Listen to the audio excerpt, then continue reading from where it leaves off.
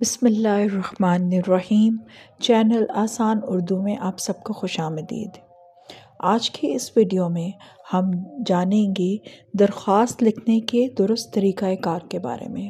ہم جانیں گے کہ بورڈ کے طریقہ کار کے مطابق درخواست کس طرح تحریر کی جاتی ہے۔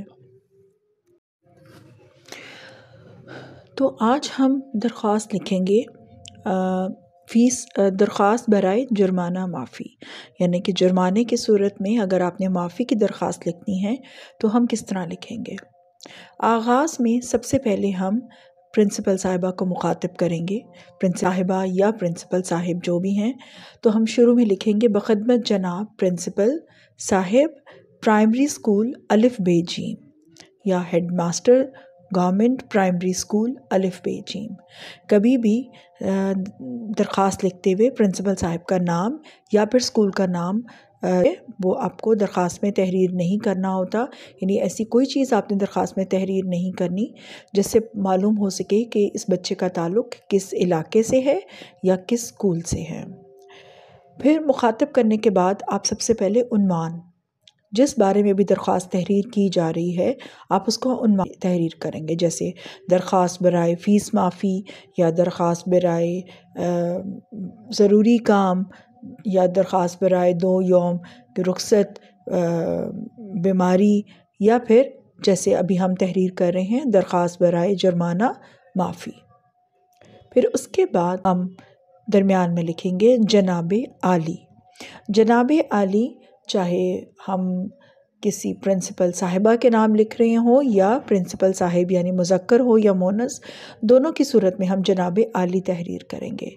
جو جناب عالیہ ہے وہ غلط تصور کیا جائے گا، جناب عالی کریں گے اور اس کے آگے فجائیہ نشان آ جائے گا۔ اس کے بعد پھر نیچے ہم بالکل 2 فنگر سپیس دیتے ہوئے ہم شروع کریں گے اسی کے نیچے والی لائن میں بغیر کوئی لائن چھوڑے، مؤدبانہ گزارش ہے کہ میرے والد بیمار تھے اس لیے میں اپنی رخصت کے درخواست نہیں بھیج سکا۔ بغیر درخواست کے چھٹی کرنے پر مجھے 10 روپے جرمانہ کیا گیا ہے۔ میں وعدہ کرتا ہوں کہ آئندہ بغیر درخواست کے چھٹی نہیں کروں گا۔ یہ آپ کا ایک پیراگراف ہو گیا۔ اس کے بعد آپ نیچے والی لائن میں آپ شروع کریں گے، اگلی لائن دیں گے مہربانی فرما کر میرا جرمانہ معاف کیجیے یا معاف کیا جائے۔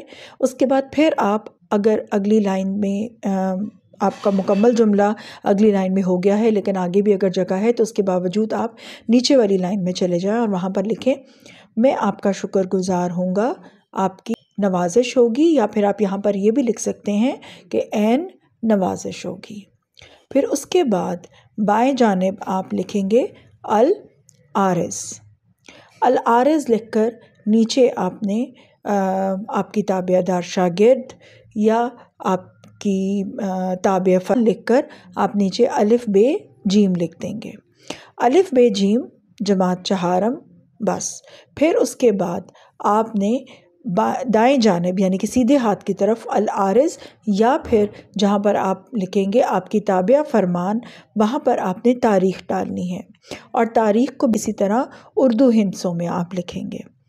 ایک بات کا ذہن میں رکھیے گا کہ تاریخ لکھنا بہت ضروری ہے دائیں جانب۔ اگر آپ تاریخ نہیں لکھتے تو اس صورت میں یہ آپ کی جو درخواست کا جو ایک خاکہ ہے اس کی غلطی تصور کی جائے گی، کہ نمبر جو ہیں وہ کٹیں گے۔